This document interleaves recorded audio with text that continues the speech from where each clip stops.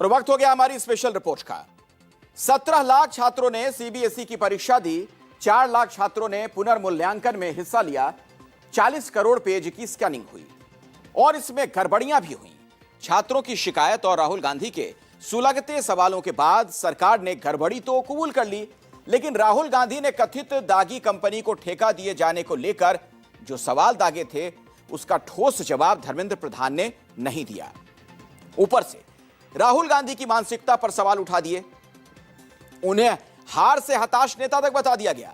लेकिन राहुल ने भी दो टूक कह दिया कि उन पर हमला करने से अपराध माफ नहीं होंगे, वो सवाल पूछना जारी रखेंगे, बार बार ये दोहराते रहेंगे कि धर्मेंद्र प्रधान ही दोषी हैं और उन्हें बहुत पहले ही पद से हटा दिया जाना चाहिए था।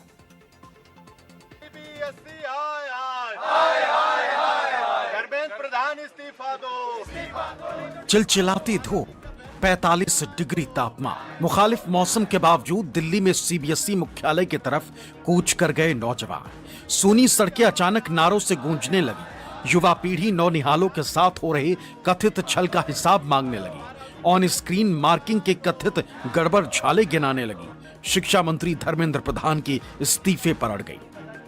सीबीएसई आज देशी शिक्षा व्यवस्था को बेचने का काम कर रही है। धर्मेंद्र प्रधान ने पहले नीट के 22 लाख छात्रों के भविष्य को बेचा और आज 17.5 लाख सीबीएसई के 12वीं क्लास के छात्रों के भविष्य को ये लोग बेच रहे हैं। ओएसएम नाम का मजाक भारत के भविष्य के साथ इन्होंने कर दिया है। छात्र इस उम्मीद के साथ परीक्षा दे रहे थे कि वो अच्छे कॉलेजों में एडमिशन लेंगे। उनकी जो आंसर शीट्स हैं वो खाली छोड़ दी गई, उनमें जवाब नहीं दिए गए।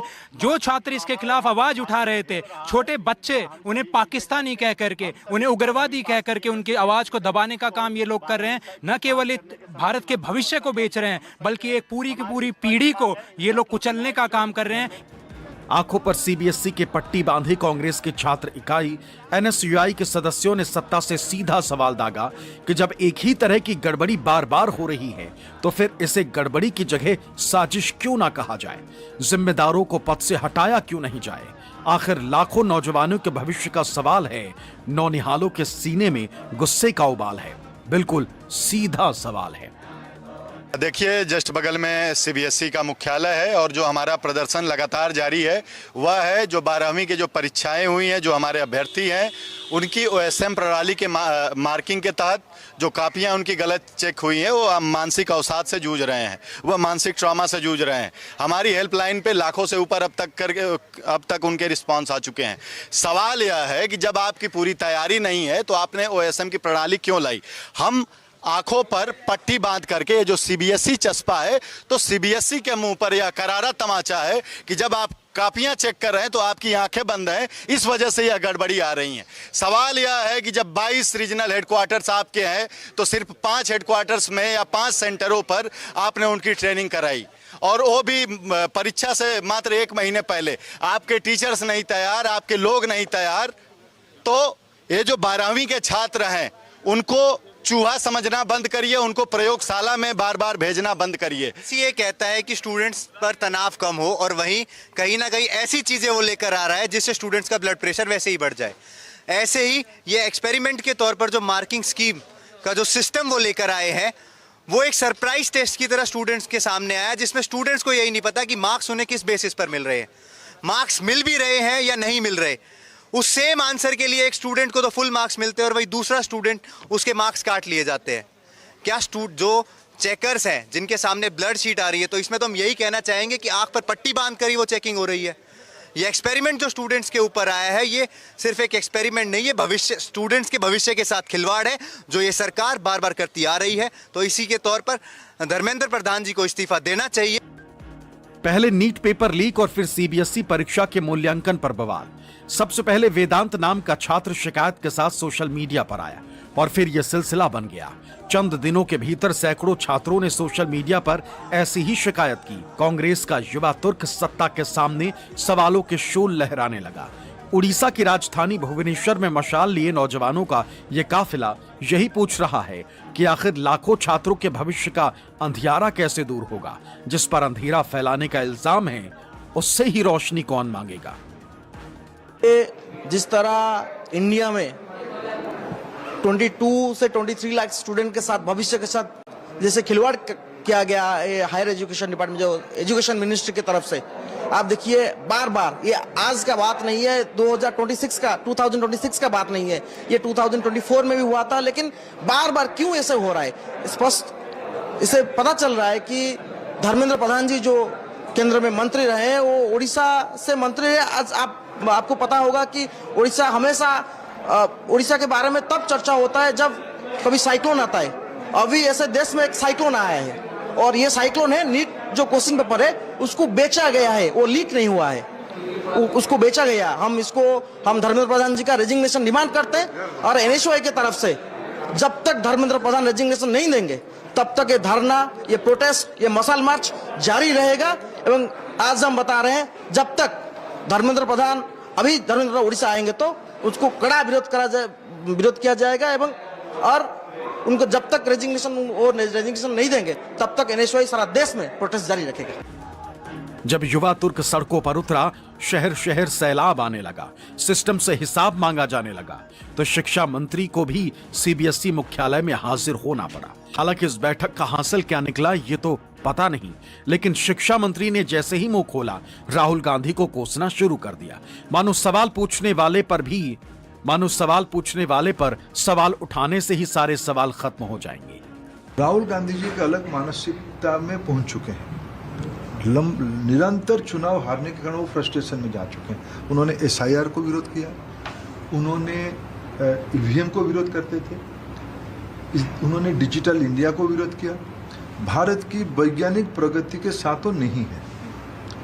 मैं जब खुद इस विसंगति का, इस अव्यवस्था का सरकार की ओर से दायित्व लेता हूं और उनको अनुरोध करता हूं, उनकी कोई भी बयान इस समय में, मैं पहले भी कभी कहा था कि ये राजनीति के समय नहीं है।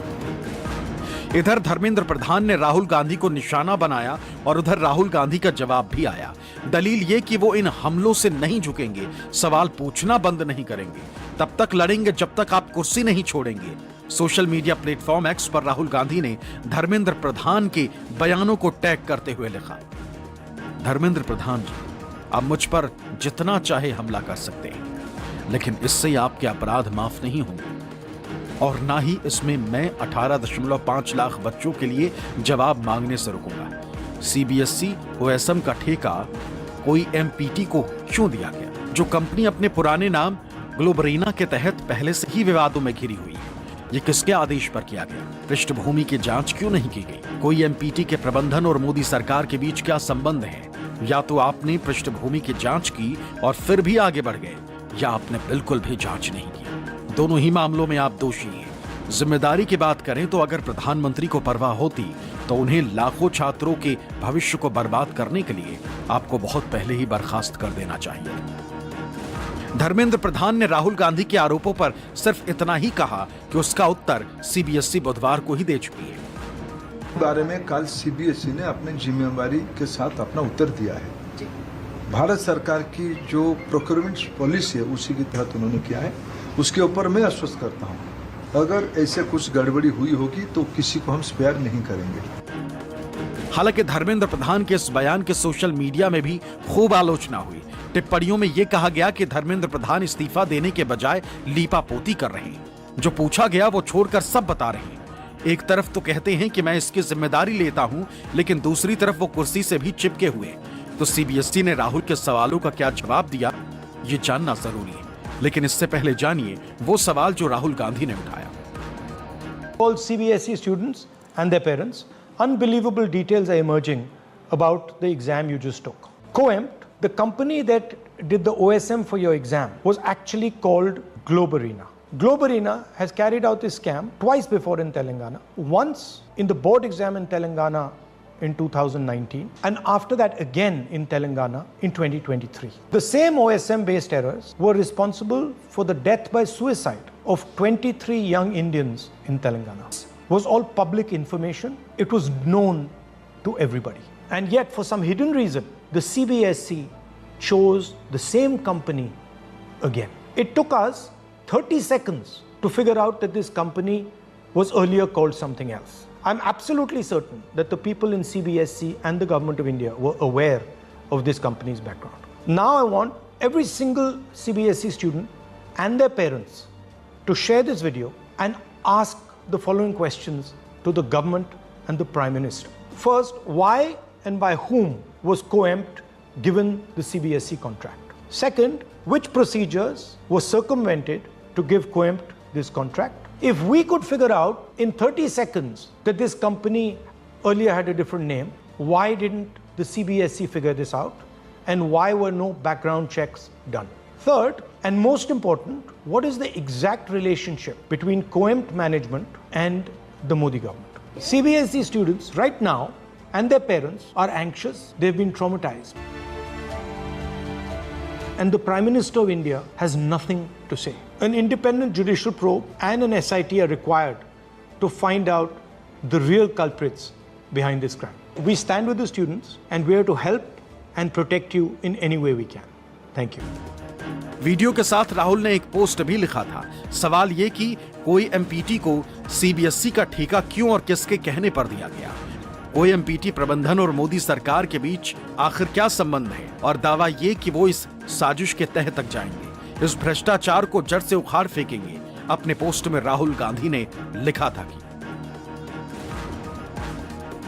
सीबीएसई परीक्षा परिणाम में भयंकर हेरफेर हो गई, जिससे देश के लाखों बच्चे और उनके माता पिता सदमे में। और मोदी जी हमेशा की तरह न जवाब, न जिम्मेदारी, न शर्म। जिस कंपनी COEMPT को यह जिम्मेदारी मिली, वो पहले ग्लोबरेना के नाम से तेलंगाना में 2019 में यही कारनामे कर चुकी। नाम बदला पर नियत वही, फितरत वही, इतिहास सबको पता था, फिर भी ठेका दे दिया गया। ऐसी कंपनी के हाथ में 18.5 लाख बच्चों का भविष्य सौंप दिया गया और किसी को फर्क नहीं पड़ा। यह गलती नहीं है, यह सोचा समझा षड्यंत्र है। कुछ जरूरी सवाल हैं। COEMPT को सीबीएसई का ठेका क्यों और किसके कहने पर दिया गया? कौन कौन से नियम और प्रक्रिया दरकिनार करके इस कंपनी को यह ठेका दिया गया? COEMPT पहले ग्लोबरेना के नाम से विवादों में घिर चुकी है।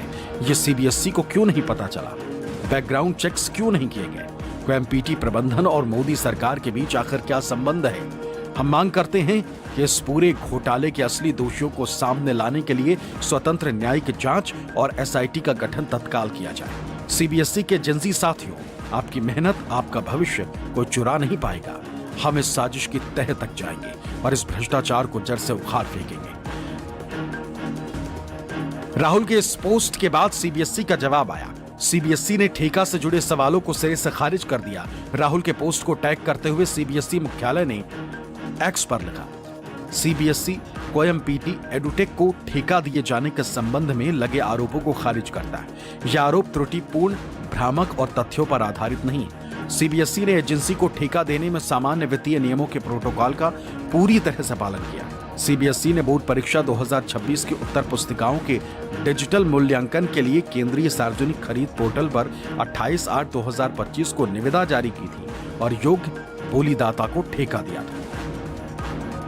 लेकिन राहुल ने दो टूक कहा कि इनकार करना जवाब नहीं है। सीबीएसई के पोस्ट को टैग करते हुए राहुल गांधी ने लिखा, इनकार करना कोई जवाब नहीं। शिक्षा मंत्री और सीबीएसई मेरे द्वारा पूछे गए 4 सरल प्रश्नों का उत्तर देने में असमर्थ क्यों है?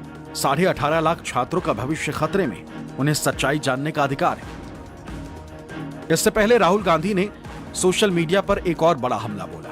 दलील ये कि अब इस सिस्टम पर यकीन करना नामुमकिन सा हो चला। राहुल ने लिखा, अब इस व्यवस्था पर हमें कोई भरोसा नहीं रहा। ये आज कुछ नीट अभ्यर्थियों ने मुझसे कहा। उनका गुस्सा साफ दिख रहा था और उनके सब्र का बांध टूट चुका है। देश का युवा अब मोदी सरकार के भ्रष्टाचार और बेरुखी को और बर्दाश्त नहीं करेगा। और याद रखिए, यही युवा इस व्यवस्था को बदलेगा। सीबीएसई मुख्यालय में बैठक के बाद केंद्रीय शिक्षा मंत्री धर्मेंद्र प्रधान ने OSM का बचाव किया। मानो राहुल गांधी OSM पर ही सवाल उठा रहे हैं। दरअसल राहुल गांधी ने कथित दागी कंपनी को ठेका दिए जाने को लेकर सवाल उठाए, जिस पर धर्मेंद्र प्रधान ने कोई स्पष्ट जवाब नहीं दिया।